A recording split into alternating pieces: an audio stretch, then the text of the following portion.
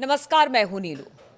तो जिस तरह से कल प्रधानमंत्री नरेंद्र मोदी ने राष्ट्र को संबोधित किया और आतंकवाद को लेकर, पाकिस्तान को लेकर क्या सोचती है सरकार, सेना ने किस तरह की कार्रवाई की और देश की जनता को उन्होंने ये बात बताई कि आगे भारत और क्या करेगा।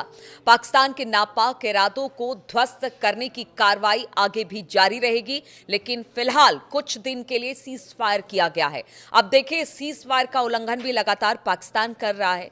कल देर रात ये खबर आई कि कुछ हिस्सों में, जम्मू कश्मीर के और पंजाब के कुछ हिस्सों में कुछ ड्रोन्स देखे गए। हालांकि बाद में ये कहा गया कि ऐसा कुछ नहीं है और बहुत सारी बातें इससे लेकर आई। आज सुबह से जम्मू कश्मीर के शोपिया में लगातार मुठभेड़ सेना और आतंकवादियों के बीच में चल रही है, जिसमें एक आतंकवादी मारा गया, जबकि 3 को घेर कर इस वक्त मुठभेड़ की कार्रवाई जम्मू कश्मीर में की जा रही है, शोपिया में की जा रही है। लगातार उन आतंकवादियों को निशाना बना रहा है जो इस ऑपरेशन सिंदूर के दौरान कश्मीर से भाग नहीं पाए, यहां वहां छिपे हुए हैं, उनको अब टारगेट किया जा रहा है। उनको लेकर लगातार एनकाउंटर की कार्रवाई हो रही है। और ऐसे में आप सोचिए कि अगर पाकिस्तान सीजफायर पर एक तरफ बातचीत के मंच पर बैठा है तो दूसरी तरफ आतंकवाद की कार्रवाई होती है, तो इसके लिए चेता दिया गया है कि देखिए, पूरी शक्ति के साथ अब और बड़ा प्रहार होगा। ऑपरेशन जो सिंदूर है उसे स्थगित किया गया है, उसे खत्म नहीं किया गया है।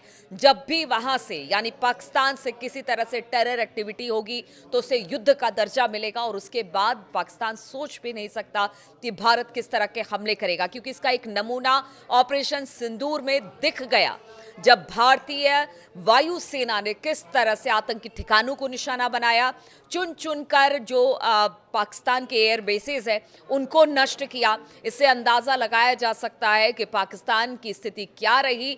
पाकिस्तान तो ऐसा था कि उसने भारत की मिसाइलों को डिटेक्ट भी नहीं किया और यहां तक कि रावलपिंडी सेना का मुख्यालय वहां पर है, उसके जस्ट बगल में एक मिसाइल भारत की गिरी है। अब ऐसे में आप सोचिए कि भारत का डिफेंस सिस्टम कितना जबरदस्त मजबूत है कि एक एयर बेस को भी निशाना टारगेट नहीं बना पाया पाकिस्तान। और अब बड़ी कार्रवाई की तैयारी में, और सीज फायर भी तब तक जब तक बातचीत हो रही है और तब तक जब तक आतंकवाद रुका हुआ है। जिस दिन लगा कि एक बार फिर से पाकिस्तान और पाकिस्तान के आतंकी अपना सर उठा रहे हैं, उस दिन उस सर को कुचल दिया जाएगा। प्रधानमंत्री ने इसका सीधा संदेश दे दिया। उन्होंने कहा कि टेरर और टॉक एक साथ नहीं हो सकता, खून और पानी एक साथ नहीं बह सकता है, और हमने जो कर दिखाया है उससे एक तरह से इंटरनेशनल कम्युनिटी को भी बता दिया कि और अब भारत आतंकवाद बर्दाश्त नहीं करेगा। भारत ने जो कार्रवाई की वो अपने लोगों के लिए, अपने आवाम के लिए, आतंकवाद को खत्म करने के लिए, जिसका हमेशा से संकल्प भारत ने लिया, क्योंकि लंबे समय से भारत इस आतंकवाद से जूझता चला आ रहा है और अब इसी आतंकवाद को नष्ट करने के लिए वो लगातार कार्रवाई भी कर रहा है। ऐसे में अगर सीज फायर का उल्लंघन होता है, कल जिस तरह से कुछ एरियाज में ड्रोन देखे गए या फिर आज सुबह से जिस तरह से आतंकवादियों और सेना के बीच में मुठभेड़ हो रही है, और लगता है क्योंकि कल सीसीएस की भी बैठक है, आज प्रधानमंत्री नरेंद्र मोदी आदमपुर एयरबेस भी पहुंचे, वहां पर सैनिकों की हौसला अफजाई भी की है। अब सोचिए, अगर प्रधानमंत्री नरेंद्र मोदी आदमपुर एयरबेस पहुंच रहे हैं तो इसके पीछे भी एक संदेश देने की कोशिश है, क्योंकि पाकिस्तान की तरफ से कहा गया था कि एक मिसाइल, एक सुपरसोनिक मिसाइल को आदमपुर एयरबेस को टारगेट किया और वहां पर उन्होंने तहस नहस कर दिया। इस तरह के पाकिस्तान मीडिया में खबरें थी, सेना ने भी इसका दावा किया।